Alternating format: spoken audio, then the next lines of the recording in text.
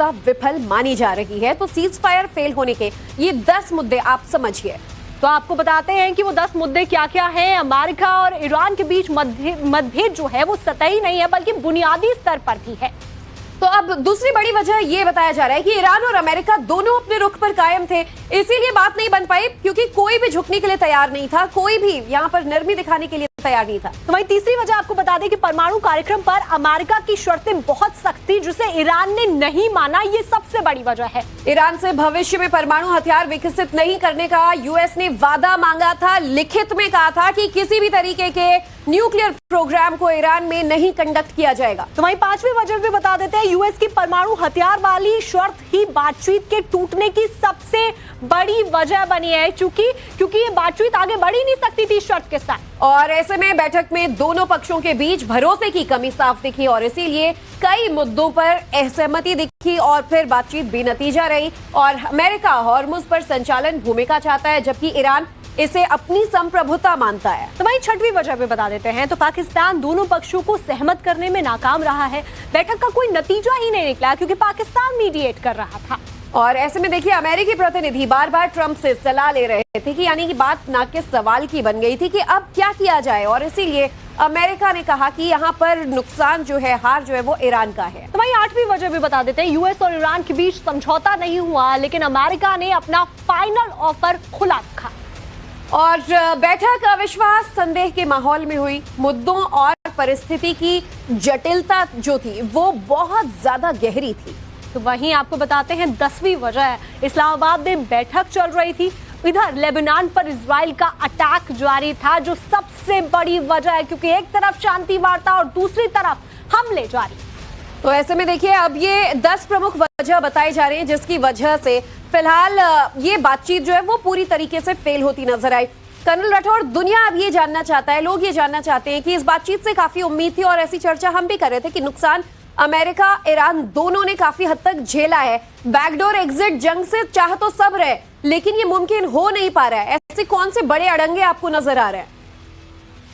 देखिए, कहा जाता है कि अगर युद्ध लड़ना एक आर्ट है तो निगोशिएशन करना उससे बड़ी आर्ट। और युद्ध को ओपन एंडेड नहीं छोड़ा जाता, उसको एक अच्छे पीस प्लान के साथ सील किया जाता है। अब आपने स्वयं बोला कि वो जो जेडी वैंस थे वो ट्रंप के साथ सदा लगातार संपर्क में थे, कोई 7-8 बार उन्होंने फोन किया।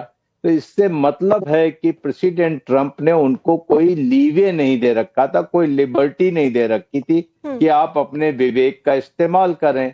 तो ये उससे आगे बात अब बात आती है कि जो आपकी बातें हो रही थी उसके अंदर में सबसे बड़ी इशू था, वो इशू ये था कि क्या आप ये न्यूक्लियर सिचुएशन पर एक दिन में आप सहमति बना सकते हैं? नहीं बना सकते। सहमति न्यूक्लियर उसमें बनाने के लिए आप आगे की कुछ बातचीत करते, आगे कई राउंड्स होते तो शायद बन सकती थी। लेकिन यहां पर ईरान को ये सोचना कि वो उसी दिन मान जाएगा, ये भी गलत है। आपसे 1979 के बाद मिल रहा है, आपने उतना नुकसान किया है, 40 दिन की लड़ाई हुई है, उसके सुप्रीम कमांडर मारे गए हैं, नंबर 2 का पता नहीं है, आईआरजीसी के इतने लोग मारे गए। कर्नल राठौड़ इस चीज में ये भी समझना चाहते हैं कि जिस तरीके से ईरान मान नहीं रहा है, नुकसान पहले ही ईरान का बहुत ज्यादा हो चुका है, स्ट्रेट ऑफ हॉर्मुज के जरिए जरूर वो अभी यहाँ पर अपनी ताकत दिखाए हुए है और अमेरिका के लिए मुसीबत बना हुआ है, लेकिन ईरान के लिए भी तो ये जो राह है आगे की आसान नहीं है क्योंकि बहुत ज्यादा नुकसान जो संसाधन है उनको हुआ है ईरान के। आप सही कह रहे हैं कि जो स्ट्रेट ऑफ हॉर्मुज को ईरान ने चोक किया था उससे ये सारी लड़ाई जो है वैश्विक मंच पे आ गई, लोगों का ध्यान आ गया, लोग कहने लगे कि ये बंद होना चाहिए। और उसके बाद प्रेसिडेंट ट्रंप के ही बयान को मैं बोलता हूं कि स्ट्रेट ऑफ हॉर्मुज में ईरान का कब्जा रहेगा, फिर बोला नहीं हम खोल लेंगे। अब उसके बाद यह सबसे बड़ी समस्या है युद्ध में कि अभी क्या हॉर्मुज खोल पाएंगे। तो यहां पर जो है हॉर्मुज अगर बंद रहता तो ये शायद लड़ाई 40 दिन से ऊपर जाती। सिर्फ उसको ग्लोबलाइज करने के लिए, वर्ल्ड का अटेंशन लेने के लिए स्ट्रेट ऑफ हॉर्मुज पर शिकंजा कसा, लेकिन साथ में ईरान से लोग नाराज हो गए। पूरा विश्व जनमत भी ईरान के खिलाफ हो गया कि आपने पूरी एनर्जी सप्लाई बंद कर दी है। तो अगर आगे लड़ाई होती है तो ईरान ना समझे कि वो फिर से स्ट्रेट ऑफ हॉर्मुज को बंद कर सकता है। अब इतना आसान ना होगा और हो सकता है स्ट्रेट ऑफ हॉर्मुज के लिए ही वहां पर अमेरिका और इजराइल को अटैक करना इसी संदर्भ में डोनाल्ड ट्रंप देखिए रह रहकर कुछ ना कुछ जो है वो ट्रुथ सोशल पर ऐसी तस्वीरें दिखाते रहते हैं जिससे हलचल बढ़ जाती है।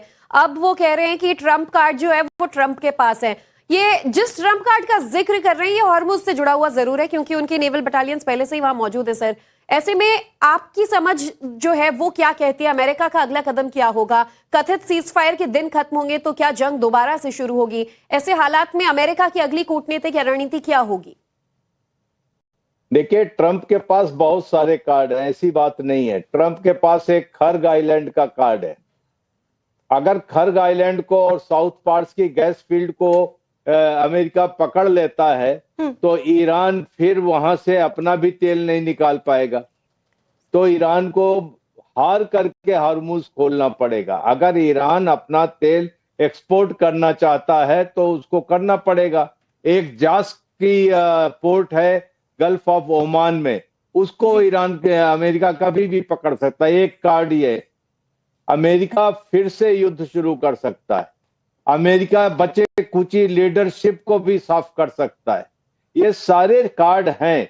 और अगर एक बार फिर से युद्ध शुरू हुआ और पावर प्लांट्स और जो जितने भी इंफ्रास्ट्रक्चर है उन पर ये बमबारी शुरू हुई तो ईरान बहुत मार खा चुका है। इससे ज्यादा मार बिल्कुल कर्नल राठौर, ईरान बहुत ज्यादा मार खा चुका है और इसीलिए बहुत जरूरी है कि बातचीत के जरिए हल भी निकाला जाए।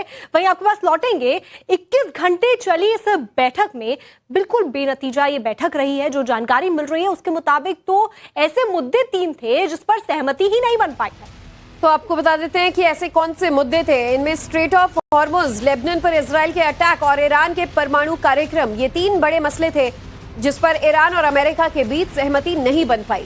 वहीं बैठक के नतीजों ने एक बात तो यहाँ पर साफ कर दिया है कि भले ही ईरान जंग के बीच बातचीत के टेबल पर अमेरिका के साथ आ तो गया था लेकिन उसे भरोसा वहां बिल्कुल नहीं था। और ऐसे में देखिए बातचीत के फेल होने पर आशंका जो है वो पहले दिन से ही बढ़ती जा रही थी। और ऐसे में ईरान के तेवर जो ईरान संदेश दे रहा था, जिस तरीके से जहाज में वो बच्चों की तस्वीर के साथ पहुंचा पाकिस्तान और फिर उसने ये भी कहा कि हम आमना सामना भी तब करेंगे जब लेबनान पर हमले रुकेंगे। और इसके अलावा ईरान ने अपनी कई शर्तें पहले ही रख दी थी। तो भाई इस्लामाबाद में 21 घंटे तक चली बैठक बिल्कुल बेनतीजा रही। आइए ये भी समझा देते हैं आपको कि आखिर वो कौन कौन से फैक्टर रहे हैं जिसकी वजह से बातचीत बेनतीजा हो गई। तो सबसे पहले तो स्ट्रेट ऑफ हॉर्मुज की बात आती है और हॉर्मुज को लेकर ईरान अमेरिका के बीच बात बिल्कुल नहीं बन पाई। हॉर्मुज पर ईरान पूरी तरीके से नियंत्रण चाहता है और टोल वसूलना चाहता है। तो अमेरिका चाहता है कि हॉर्मुज जो है वो खुल जाए और टोल ना वसूला जाए। तो वहीं फैक्टर नंबर 2 की बात कर लेते हैं। लेबनान पर इजरायली हमले रोकने पर बात नहीं बन पाई, ये बड़ा फैक्टर रहा।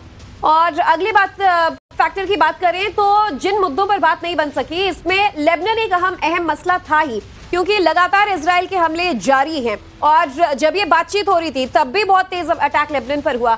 इधर परमाणु कार्यक्रम जो one of the most important factor इसे अमेरिका कह रहा है। अमेरिका ईरान के न्यूक्लियर प्रोग्राम पर सख्ती से रोक लगाना चाहता है, लेकिन ईरान न्यूक्लियर प्रोग्राम को लेकर